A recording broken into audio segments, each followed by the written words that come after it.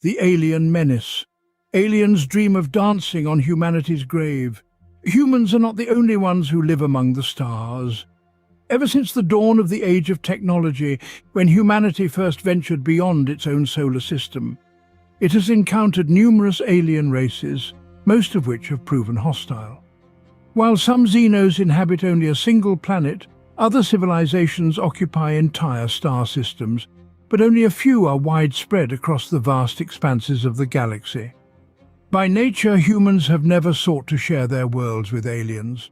On the contrary, bloodshed has always been a fundamental principle of the Terra Empire.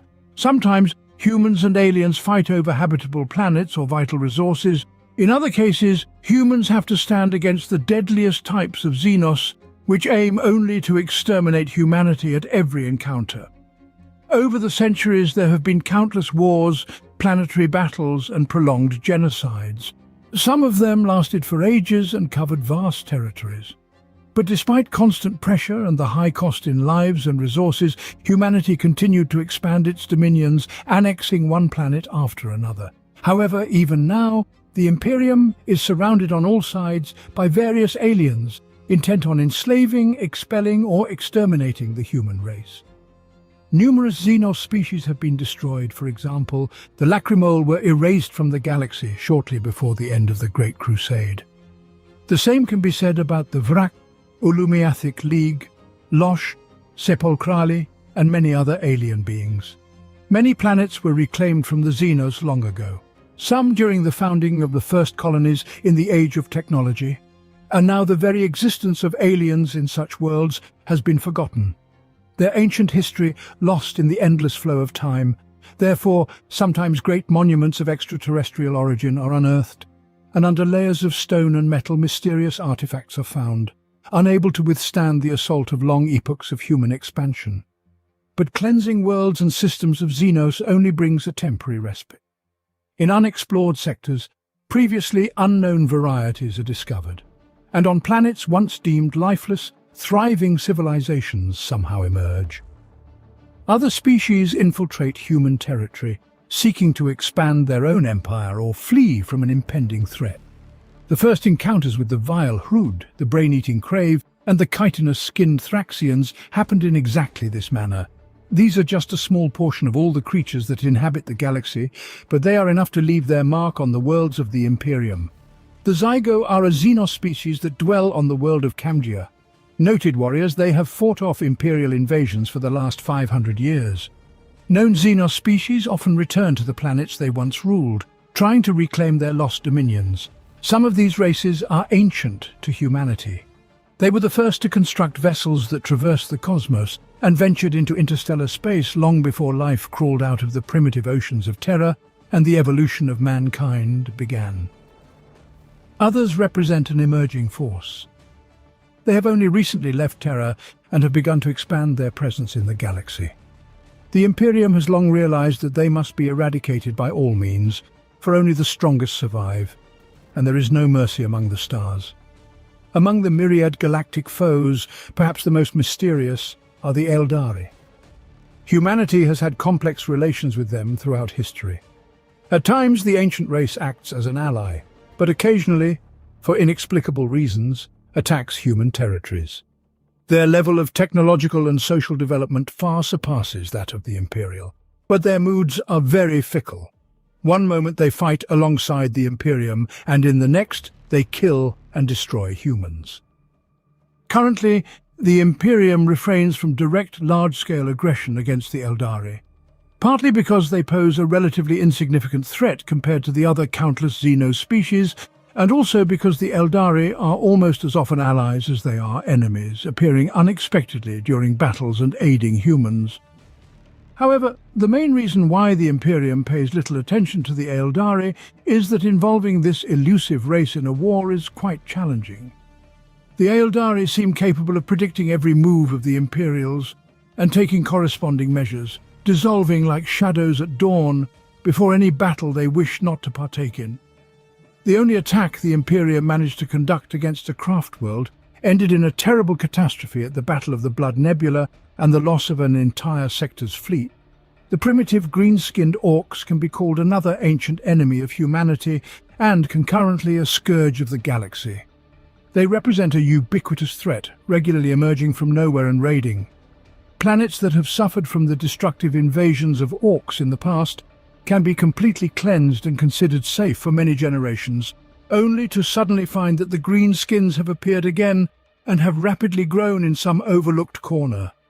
Upon detecting a strong orc infestation, the only thing that can be done is to prepare for war.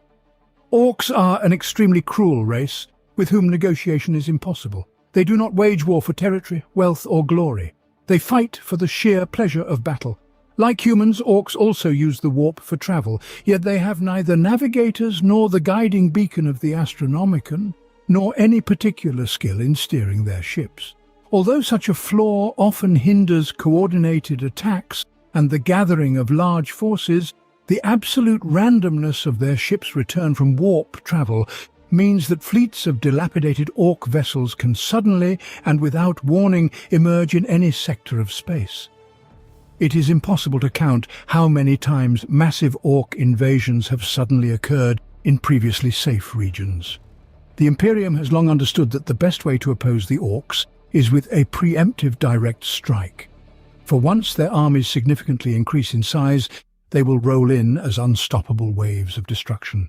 We can place our trust solely in the Emperor and Death. The orcs and Eldari are ancient enemies that have been attacking humanity since the age of technology. However, there are many other xenos that assault humanity from all sides. Some of these encounters happened quite recently. Every year, listening posts, watch stations, and explorator fleets discover new life forms. Some of these xenos are peaceful, which guarantees their effortless enslavement or merciless extermination if circumstances demand it and if the forces are available.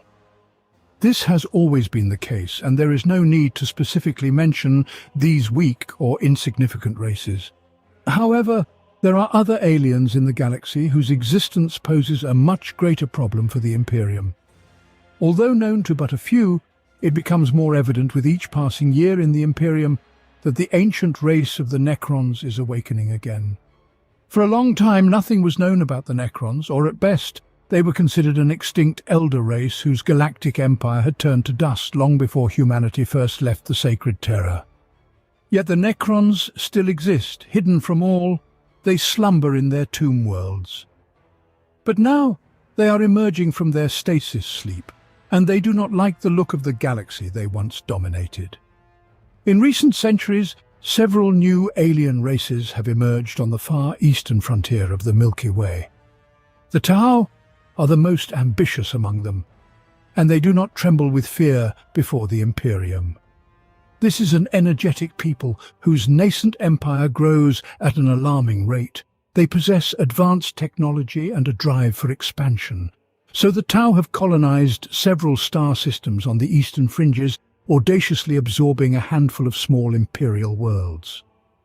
Further east lies an even more dangerous and terrible threat. Arriving from the depths of space, the Tyranids, creatures with sharp, scythe-like limbs possessing a collective mind, have descended upon local planets. The Tyranids devour everything in their path, leaving behind only barren stone spheres, cleansed of any life.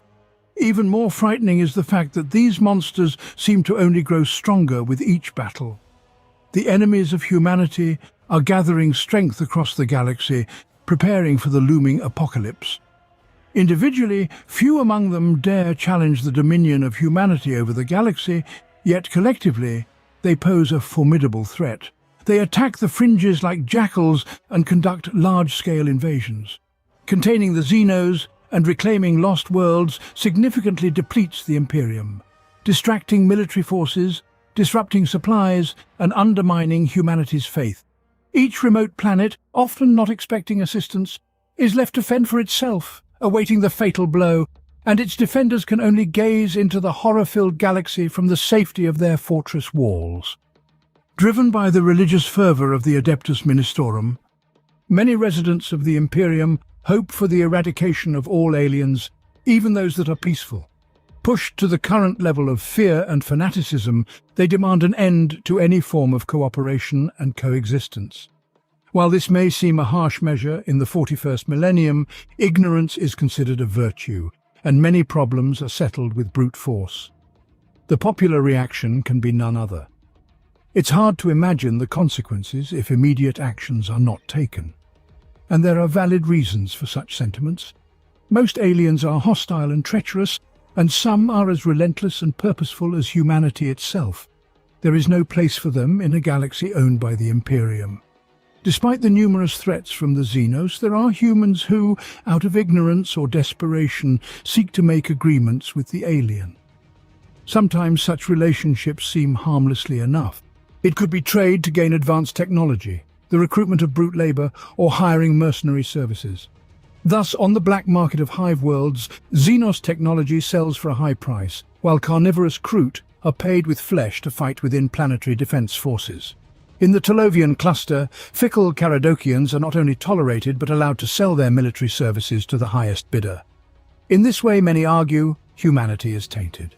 After all, accepting a Donarathi amongst our own kind is only a small step away from making an open covenant with the Hrood, the Orc, or any of the other foul alien species that plague the galaxy.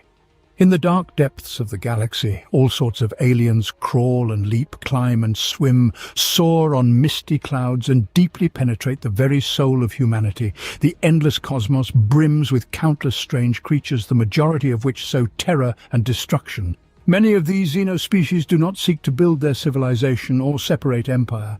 These monsters merely long to hunt the unwary. Accidental encounters with such countless abominations happen constantly, and the galaxy is rife with tales of the ferocity of creatures like the clawed fiend, crystalline dracolith, ambul or catacomb devil.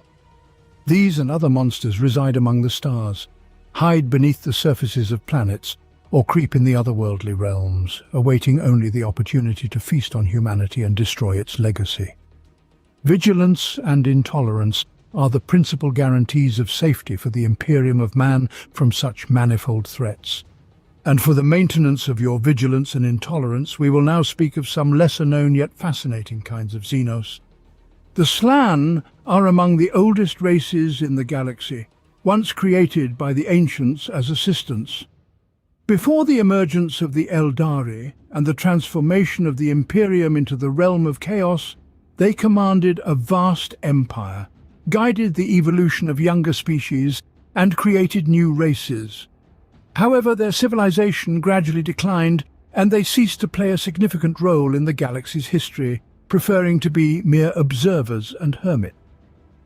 The Slann possess several star systems in the galactic north, but at times they are encountered beyond these enclaves, closed to outsiders. Externally, the Slann resemble amphibians, with their cold and damp skin of various colors and shades, webbed fingers and large heads with bulging eyes.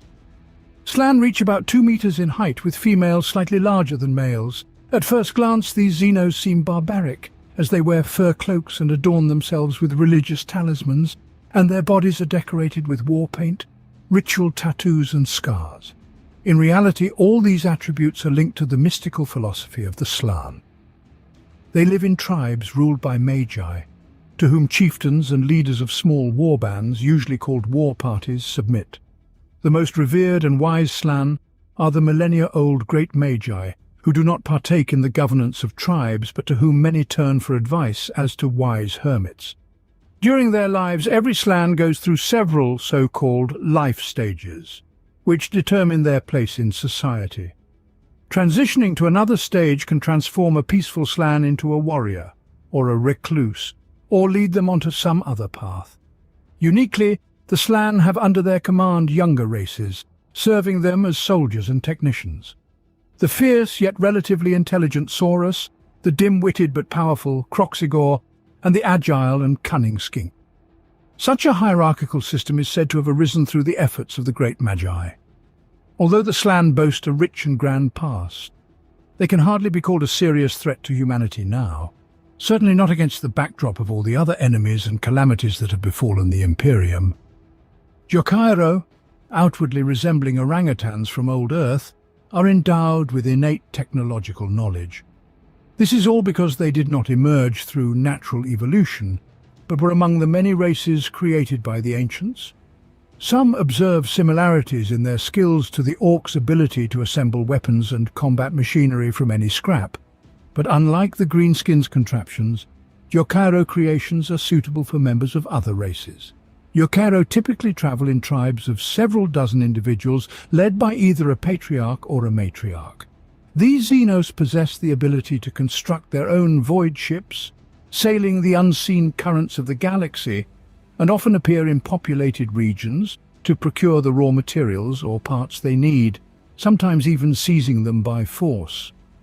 Of course, a Yokairo tribe is incapable of capturing a hive city or a forge world, but they are perfectly capable of launching a well-thought-out attack on a solitary industrial complex or starship and escaping with their loot before the enemy can strike back. Unlike many other Xenos, the Yokairo do not pose a direct threat to the Imperium and are occasionally found in the retinues of Ordo Xenos Inquisitors, serving as inventors who can quickly redesign or modify equipment to suit the situation on the field of battle. Other Ordos also make use of these Xenos' services. For instance, on one of Ordo Malleus' secret bases, a Yokairo is kept in stasis, occasionally released to work on the equipment of acolytes heading out on their next mission. Some modifications affect only the appearance, while others introduce entirely unpredictable changes. For example, a Yokairo could transform a protection screen generator into a semblance of a Geller field, a modification highly valued by demon-hunting inquisitors. Besides modifying others' equipment, Yokairo are known for their own creations, being makers of incredibly miniature weapons, usually disguised as rings, but with firepower comparable to an inferno pistol. Imperial aristocrats and free traders adore such toys, and agents of the throne often use them to ensure they are never unarmed. Hrud are an ancient sentient race that prefers an underground lifestyle and possesses the remarkable ability to accelerate the aging process of living beings and objects in their immediate vicinity. The Hrud are distinctive in appearance. They could be considered humanoid, but their arms nearly reach the ground, all their limbs can bend at any angle, and their bodies are enclosed in an exoskeleton. However, few manage to see the Hrud, as encounters with them usually occur in the darkness, where their flowing cloaks and the toxins emitted from their skin greatly distort perception. Hrud typically dwell in dungeons or on the lower tiers of hives. They are found across the galaxy, but large settlements are very rare. Typically, if a colony grows too large, a portion of the Hrud will leave en masse in search of a new place to live. While often considered scavengers and parasites, this reputation allows them to secretly travel in the dark, holds and technical channels of Imperial ships. Moreover, Hrud have managed to infiltrate Tau Septs and even board craftworld Aeldari. Usually these Xenos settle where they will not attract attention or can simply coexist quietly with the locals, or at least manage to impose such coexistence on them. The bodies of the Hrud exude a myriad of different poisons, yet humans living nearby their settlements quickly develop immunity. The Imperium has encountered the Hrud numerous times, from the cleansing of the Gugan caverns by Iron Warriors during the Great Crusade to the infestation of Mordant Prime's mines in the 41st millennium. Very little is known about Hrud technology, with las fusils, also called plasma muskets, being perhaps the sole exception. The plasma clusters emitted by this weapon overcome any barrier as they travel to the enemy not in the real world. Sometimes fusils fall into the hands of mercenaries or Inquisition acolytes who highly value such weapons. However, probably the strangest and ominous trait of the Hrud is the field of entropic radiation they emit, causing everything around to age abnormally fast. Usually, if these mysterious Xenos colonies are located in deep dungeons, they go unnoticed, but mass migrations can lead to a terrible disaster. For instance, once the appearance of Hrud in an Imperial agri-world led to the spoilage of the entire harvest, and the planet's defenders aged by half a century. Is it any wonder that the Inquisition considers the Hrud a high-level threat? In Ulian are lean Xenos, 1.5 meters tall, with smooth pale yellow skin. They have expressionless faces devoid of features except for vertically set eyes and thin slits for mouths, ears and nostrils. Except for their palms and feet, their bodies are very slippery, making it quite difficult to engage them in hand-to-hand combat. Their speech is a piercing squeak and screech, supplemented by sign language, but most are able to speak in broken Low Gothic. Although at first glance these aliens do not seem technologically advanced, they employ sophisticated devices born from their science. Imperial scholars speculate that the Enulians' homeworld lies among the halo stars, with nothing known about their other territories. It is likely that the Enulian were almost exterminated during the Great Crusade in the Calixis sector in the 39th millennium. This explains their grudge against the Imperium and their readiness to serve heretics or rebels. A fanatical hatred toward the Imperium blinds the Enulian and may gradually lead them to eternal servitude to chaos, turning them from mercenaries into a puppet race of the chaos gods. Hiring such Xenos is not an easy task. They have no need for money or gold. The Enulian are far more interested in things that seem like useless junk: petrified bones, pieces of stone, cosmic debris, dead plants and the like. Searching for suitable offerings has become somewhat of an art in the criminal world.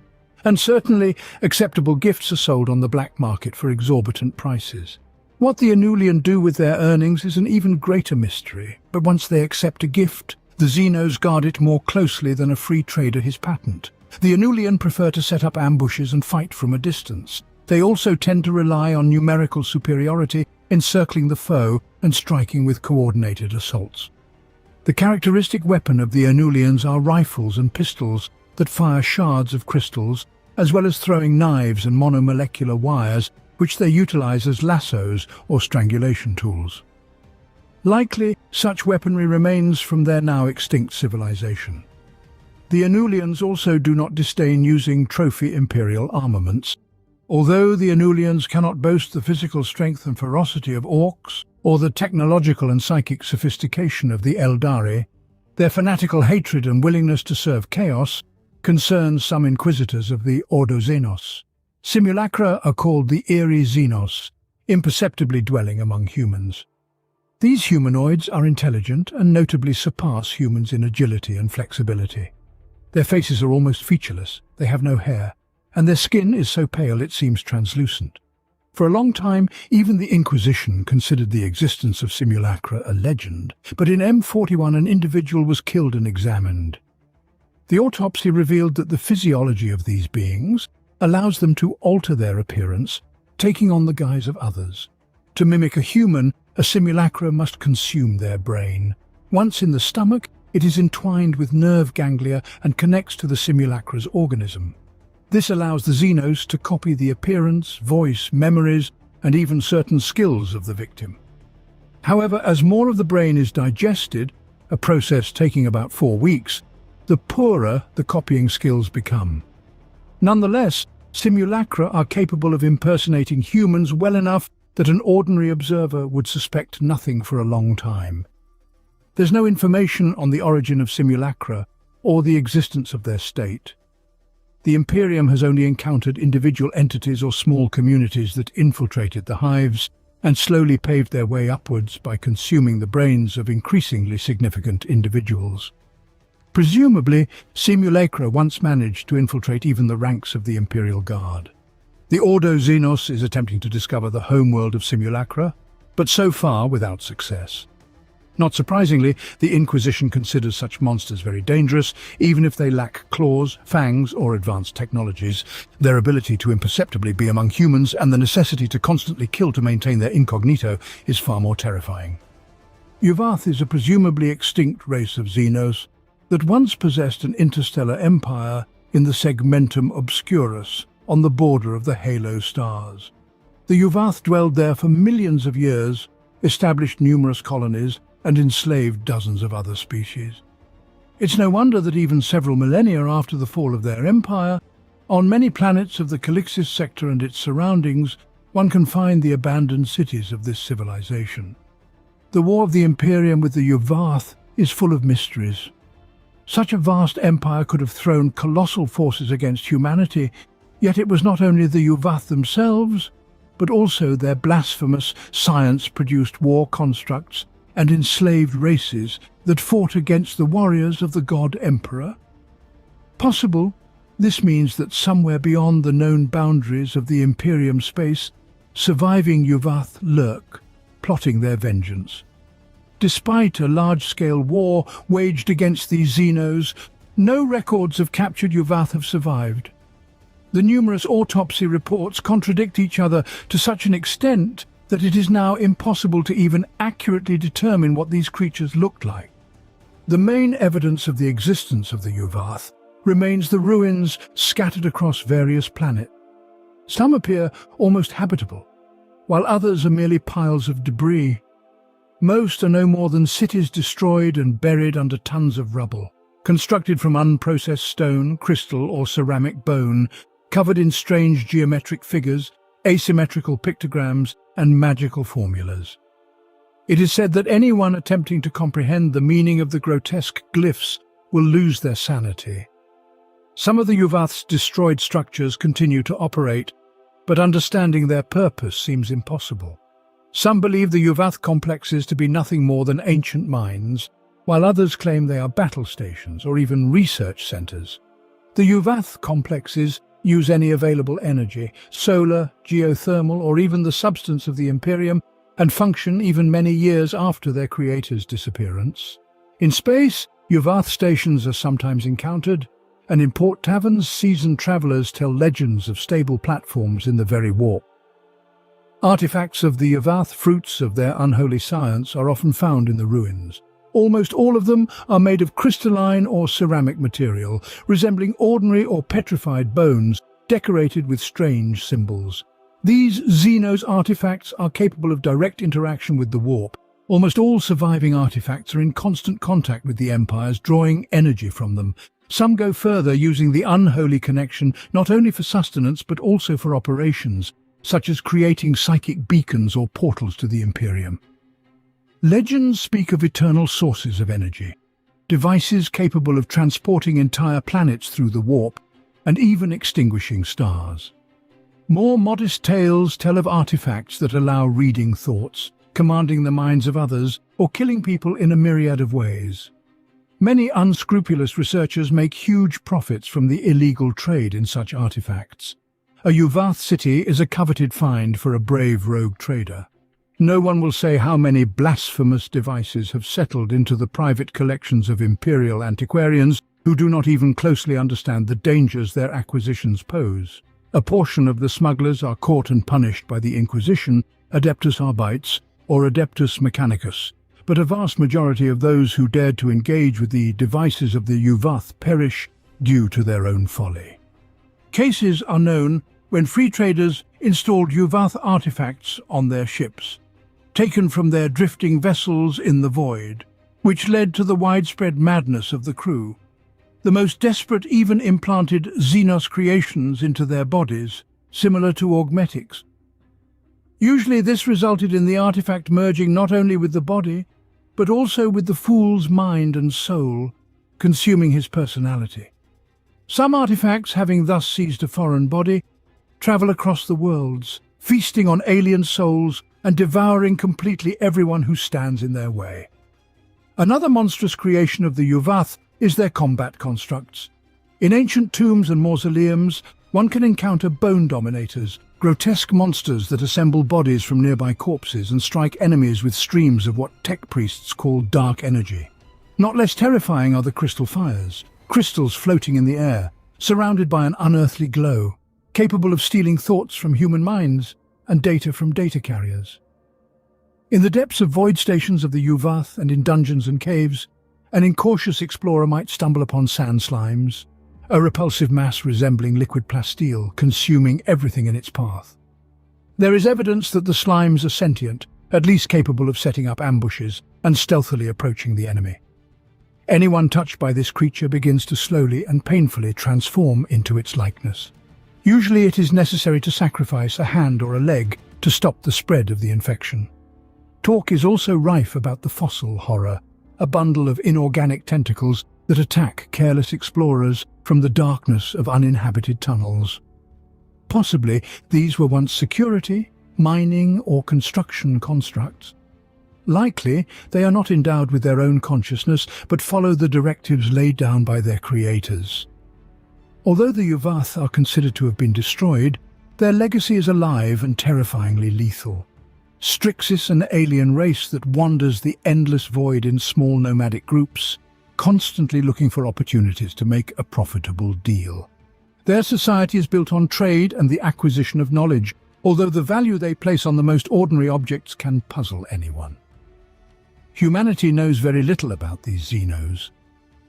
They are frequently encountered in the Halo Stars region, for example, in the wild Coronis expanse. No inquisitor of the Ordo Xenos has tried to find their homeland, but such searches have invariably proved fruitless. Although it is said that the Strixis buy and sell absolutely everything, these xenos are very protective of their own secrets. Strixis bipedal creatures reaching 2 meters in height. However, they usually hunch and rarely straighten up to their full height. They have slender and crooked bodies, oddly bent and entirely covered with moist membranes. Fortunately, these xenos usually wear long and heavy robes covering them from head to toe. The Strixis have 4 small, inquisitive eyes, blinking independently of each other, making their appearance even more alien. Strixis nomads roam in groups. These unions are called pacts. Typically, a pact consists of several merchants who own many slaves and artificially bred laborers. The Strixis nomads can behave like friendly traders one moment and heartless pirates the next. Such pacts are led by individuals known as slave owners, techno-owners, and other titles containing the word owner. These mysterious magnates possess vast space caravans, asteroid hives, entire armies of slaves, and genetically engineered laborers. Often, a pact may have multiple owners, each ruling over their own ship. Among the owners, there exists something akin to specialization. Slave owners trade in slaves. Techno-owners safeguard their technical devices, seeking, buying, and seizing those of others. Raid owners command warriors and lead boardings, capturing valuable loot, slaves, and prize ship. Meanwhile, xeno owners grow slaves in vats, conduct endless genetic experiments, and sell their products for fortunes. Slavery is an integral part of Strixis culture. Among their slaves are many humans, Kroot, Gretchen, and other beings, which the Strixis refer to as their property. Some slaves are employed in simple and heavy physical labor, while others fulfill more honorable duties, including warriors and even bodyguards. Slave soldiers are typically used in boardings and other risky actions, so as not to risk the lives of the Strixis themselves. Often such slaves are encouraged with combat drugs and tales that the best warriors can earn their freedom. Strixis maintain their slaves surprisingly well. Their chambers are sometimes better than dwellings in the Empire. However, this is more likely explained by the practicality of the Xenos and a reluctance to unnecessarily spoil goods, rather than by any generosity. Generosity is not a trait associated with the Strixis. Although some Xenos value slaves, they do not shy away from tortures and other methods to make the slaves obey, and collars capable of strangling their wearer or neck bombs are considered commonplace. To the most valuable slaves, a special implant that can cause excruciating pain when necessary is directly implanted into the brain. In addition to ordinary slaves that Strixis capture or buy, they use a huge number of artificially bred slaves. Some are grown from the very beginning as warriors, others as workers for very unusual tasks. But typically, xeno owners rarely deviate from the humanoid template torso, head, 2 arms, 2 legs. Often, necessary tools or weapons are directly implanted into the bodies of such beings. Strixis use unusual weapons, for example, spears, swords, and whips, which consist of a blade, edge, or lash created from ethereal energies emanating from a handle, hilt, or staff. All reports on this weapon are very vague and contradictory, and often it is considered a legend, all but by the experienced free traders. Typically, ethereal whips and spears are a privilege of the Strixis themselves. Combat slaves and other rabble serving these xenos are armed with firearms developed by techno-owners. Many xenographers refer to such devices as light rifles and light pistols. They resemble Imperial lasers, but unlike laser guns, which fire individual beams, light rifles can emit a continuous concentrated beam of energy, gradually roasting the target. There are also heavy variants, the so-called light burner cannon, capable of melting metal like hot wax and burning to cinders. Strixis are the dark horses. They do not show open hostility to humanity, and sometimes they can even be useful. However, one must not forget that these are cunning and deceitful xenos for whom profit always comes first.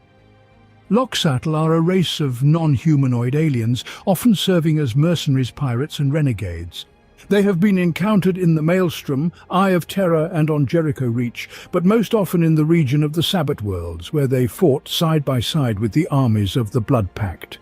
These xenos resemble lean reptilians moving on four crooked limbs. However, if a Loxatl stands at full height, it slightly exceeds the average human. Loxatl have yellow eyes, wide jaws full of teeth, and constantly quivering purple tongues with which the Xenos seem to taste the air. Originally aquatic, Loxatl's vision and sense of smell are dulled on land, so in hunting they rely on their remarkably developed taste and touch. Loxatl are excellent scouts and trackers, able to scent an enemy several kilometers away and determine the location of a foe by listening to footsteps and heartbeat. Thanks to their curved claws, they can climb walls and ceilings and attack from the most unexpected angles. The presence of Loxatl can only betray their characteristic smell of sour milk and mint. In battle, they rely on unique blasters, which they wear on their back. Aiming and firing are accomplished thanks to a mind impulse device implanted directly into the bearer's brain, leaving all four limbs free. The blasters fire shotgun-like blasts of millions of monomolecular shards that shred through armor and leave terrible wounds in flesh. Loxatl usually operate in small groups. As a rule, the fighters of one squad are related to each other, with a matriarch leading them. The group communicates with subsonic vibrations and at close range through iridescent patterning that they are able to flash across their skins. The usual color of Loxatl is grey, but they can change the color and pattern on their skin. The rare use of this ability indicates how little these xenos rely on sight. There is no information on the existence of any Loxatl statehood or structures larger than a squad of about 20 warriors. However, several such groups can operate quite successfully together, penetrating the enemy's rear or staging surprise attacks with astonishing skill. Typically, such maneuvers serve as a prelude to an assault that their employers will lead. The homeland of Loxatl remains a mystery to this day, as does the existence of any ambitions in this race beyond profit and bloodshed. These lizard folk possess no spaceships of their own, yet they often voy on the vessels of the Nikasa, Strixis and Kroot. Loxatl are frequently hired by followers of the Chaos gods and other enemies of humanity, but they have so far remained unaffected by chaos, unlike the Anulian, who are edging closer to its influence. Sloth must be one of the most repugnant Xenos races in the entire galaxy. Few have heard of them, and even fewer believe in their existence. Only a handful of independent traders take seriously the stories about maggot men, or, as they are also called, carrion masters.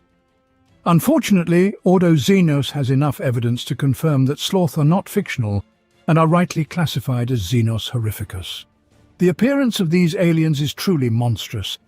They are humanoid figures composed of hundreds of squirming, fused larvae covered in a foul necrotic slime. Sloth do not age, do not breathe, are immune to all poisons and diseases, and require no oxygen. Any who would wound a sloth will most likely perish from a stream of predatory larvae spilling from the Xenos' body. It is no wonder that the uninitiated, upon encountering such monsters, might mistake them for demons. The main reason sloths show interest in humanity is hunger. These Xenos hunt for human flesh, but they particularly favour slightly decayed brains, which act on them like a drug. By consuming the brain, sloth absorb the memories and life experiences of their victims. The knowledge gained in this manner fades quickly, so it must be either recorded or refreshed by finding new victims. It is said that humanity's first contact with the sloth occurred during the Age of Strife. At that time, these Xenos attacked isolated colonies or engaged in piracy along busy trade routes, relying on the sophistication of their weaponry and genetically engineered monsters. They often made deals with slave traders and traitors, purchasing slaves in exchange for their nefarious technologies. The number of sloth, the nature of their society, and whether they possess their own state remains a mystery even to the Inquisition. Some independent traders speculate that the homeland, or perhaps even an entire empire of sloth, is located somewhere beyond the bounds of imperial space, but no one has seen it firsthand. Sloth are dangerous opponents in open combat. Fortunately, they prefer to rely on combat constructs and mercenaries, or to weave intrigues. Although there is at least one sloth known to travel across the frontier world with a small entourage, attacking any vulnerable colonies and ships. This is more of an exception. As a rule, sloth act discreetly. One thing remains unchanged: the icy hunger that fills these monsters and their attitude towards the numerous and defenseless humanity, viewing them as cattle long overdue for the slaughterhouse. The technology of the sloth frighteningly surpasses that of humans. For example, these xenos are capable of interstellar travel without entering the warp, creating servitor combat constructs out of flesh and metal, and their beam weapons can incinerate an enemy on the spot with a single hit. Although the sloth are fortunately few in number and not a galaxy-wide threat to the Imperium, this does little to ease the fate of the border Calixis sector and other sectors of the Segmentum Obscurus, which may fall victim to the disgusting maggot men. The Cryptos are another terrible type of Xenos, which could mistakenly be taken for demons. They dwell in the void and resemble glowing gas clouds. Like ghosts, they can pass through walls and other barriers, and like entities of the warp, possess other beings and control them. Even though Cryptos are few in number, not overly active, and do not harbour a fierce hatred for humanity, limiting themselves to icy contempt, they are so dangerous that the Ordo Xenos has declared them Xenos horrificus and strives for their total extermination. At first glance, the Cryptos have no goals or aspirations beyond survival and safety. Typically, they operate in small groups of 15 to 20 individuals, seizing the bodies of the most influential and respected members of some small community. However, when faced with suspicious neighbours or the sudden arrival of the Inquisition's servants, the Cryptos will play the role of friendly and responsive humans. They do this solely for their own safety. The fate of the host bodies does not concern the Xenos, as they can always find others if necessary. Having firmly rooted themselves in a small settlement, the Cryptos begin to spread their psychic influence around. They are not capable of turning other people into mindless puppets, but they can suggest a great deal. Paradoxically, it is the Imperium, ruthless to any aliens, that the Cryptos consider their best chance for survival and safety. In the capture of its subjects and settlements, they see a salvation from their fear, born of unknown events in the deep past. The Cryptos have captured imperial communities in the Segmentum Obscurus and Segmentum Pacificus more than once. The Inquisition has managed to identify several infected settlements and cleanse them. But no one can say how many more remain in the hands of the Cryptos. Fortunately, such masters strive to make life in their domains quiet and peaceful, and it is almost impossible to detect their presence. Rakghoul, thus in the Imperium, are called the eight-limbed, resembling giant mantises, Xenos of the halo stars, ravaging frontier planets, invading isolated colonies or capturing void ships. Although the Rakghoul are a relatively recent threat, they have already eradicated intelligent life on dozens of planets. Among their victims are both human colonies and populations of Xenos savages. No negotiations with the Rakghoul are possible. Even the Orcs are more open to dialogue than these brutal aliens, and even the Strixis are unable to sell them anything. There are no exact details about the homeland of the Rakghoul. Not a single expedition sent to find it has returned, although in the depths of uncharted space, worlds captured by these Xenos have been discovered. Typically, Rakghoul reside in orbital complexes, while the planets themselves are turned into irradiated wastelands. Rakghoul void stations are always well-armed and protected, more resembling fortresses. Planets where Rakghoul have appeared are often erased from all stellar maps. An adult specimen exceeds 2.5 meters. A typical Rakghoul has 8 limbs, not counting the tail. 4 are legs and the others are arms. Although when pursuing prey, the Xenos can sprint forward on all 8. Rakghoul have good vision and a sharp sense of smell, often enhanced by bionic They are pack predators, learning from youth to act together, compensate for each other's weaknesses, and fight as one. A ragdoll going into battle for the first time is already equipped with bionics, making it stronger and more deadly, and the oldest warriors are more machine than living beings. Many ragdoll have clearly experienced the effects of radiation and the touch of the warp. Surprisingly, the Xenos themselves welcome mutations, as they believe this makes them stronger. Sporadic exposure to the Imperium and long-term radiation has led to significant differences among individuals. Among the subspecies of ragdoll are the ragdoll butchers, who are smaller and less powerful than their kin but exceed in speed and usually lead lightning-fast assaults. Marauders, typical ragdoll acting in packs of 10, 20 individuals. Broodmasters, who command raiders and control void ships, and of course abominations, considered the highest and most rare caste. The ranks include techno-shamans, ragdoll psychers who accompany and sometimes lead hunting groups, especially when the prey in the next raid could be artifacts of the Yuvath or other long-dead civilizations. Techno-shamans also do not shy away from implants. Some imperial xenographers even claim that there are no psychers among the ragdoll at all, and all the sorcery of techno-shamans is produced by implanted Yuvath artifacts. Either way, techno-shamans are capable of irreversibly damaging mechanisms, up to void ships, corrupting machine spirits, and, ultimately, simply crushing enemies with telekinetic blows and flaying their skin. The technology of the ragdoll is crude and primitive, but effective. Their ships are far from elegant, but they allow their masters to roam through the void, and their weapons are efficient in combat. The ragdoll employ monoblades, spears with serrated tips, radiation axes, massive portable ray guns, as well as their own variants of machine guns, assault rifles, and shotguns. The bionics of ragdoll are not known for their elegance, but fully compensate with reliability and simplicity.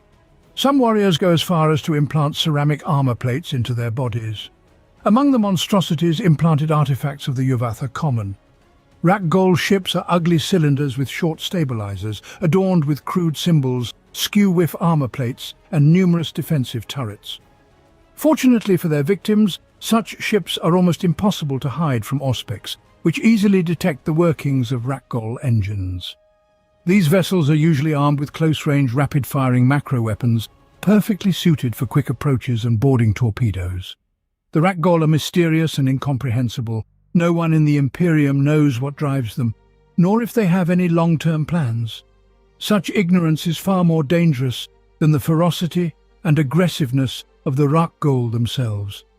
The Tau Empire, unlike the Imperium of man, is willing to accept other species, assimilating them into the ideology of the greater good. Often an allied race plays a special role within the Empire, one that is uncomfortable or impossible for the Tau themselves. Kroot, a race of avian-like savages from the planet Pek, notable for their fast evolution and the ability to absorb genetic material from consumed flesh.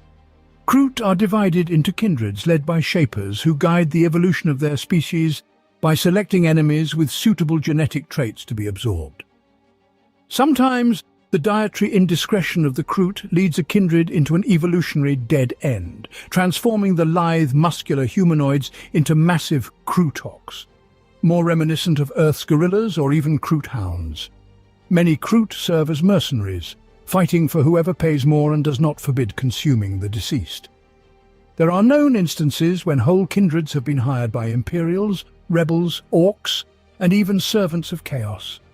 Although their homeworld is located on the eastern fringes, Kroot mercenaries can be found even on the opposite side of the galaxy, including among the eternal races of the Screaming Vortex. Many Kroot utilize their characteristic hunting rifles, equipped with sharp blades for close combat, ingenious multi-shot crossbows, and some kindreds receive pulse rifles and carbines from the Tau. Kroot often fight side by side with their degenerate kin. For example, Krootoks serve as mobile fire platforms and lizard-like Narloks as mounts. The Kroot possess their own voidcraft, battle spheres. Imperial scientists speculate that the knowledge required to build such devices was obtained from the DNA of consumed orc. The Kroot must be the most famous allies of the Tau. They are excellent scouts, outstanding trackers, and dangerous opponents in melee. Vespid are insect-like xenos from the gas giant of the same name, where they lived on stone islands, floating in its upper layers. When the Tau encountered the Vespid, they did not immediately recognize them as sentient beings, but thanks to the intervention of the ethereal, contact was successfully established. The Vespid supply the Empire with valuable crystals found on their homeworld and serve the Tau on the battlefield.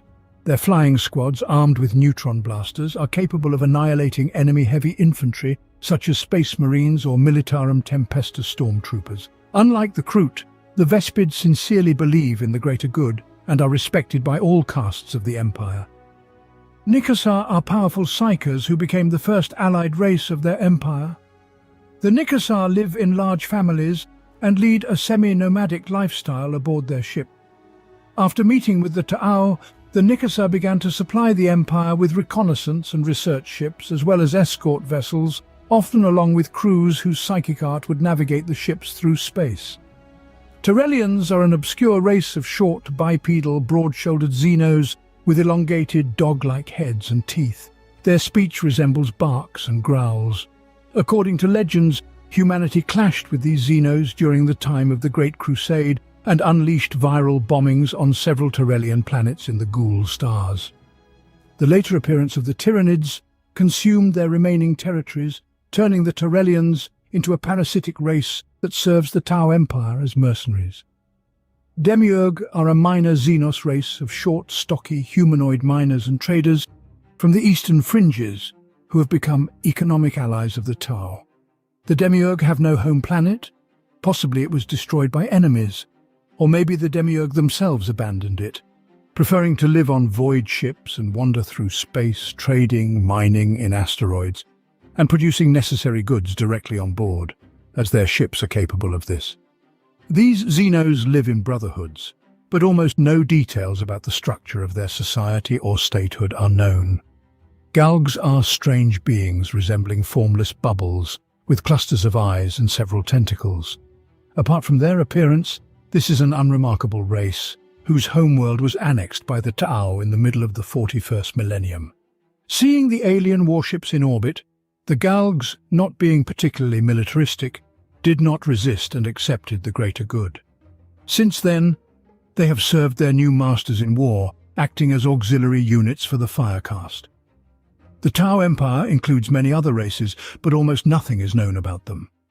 There are, for example, the Anthrazods, who mine minerals on asteroids, and the crustacean-like beings from Brachyura, who assemble plasma reactors. The fungus-like Charpactin communicate exclusively through flashes of ultraviolet hues, which mesmerize living beings and suppress their will, making them peaceful and obedient. The Formosians and Greet have joined the Empire thanks to the legendary Golden Ambassador, while the Thraxians and Moralian remain engaged in battle on the side of the Tau as mercenaries. Snakemen, once enemies, now hold an enviable position as advisors within the ethereal caste. And for the rest, like the Thraxians, Rangda, Yabi-Yabi, Ganosh, Geatrix and the extinct Poktrun, few beyond the Tau Empire have heard of them at all.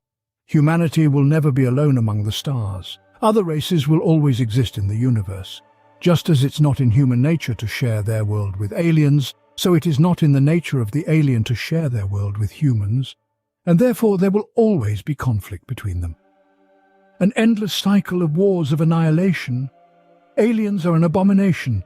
We must fight them to the last breath, neither giving nor asking for mercy. Their cities must be erased from the face of the earth, and the places where these cities stood, cursed and forgotten, lest their filth poison us.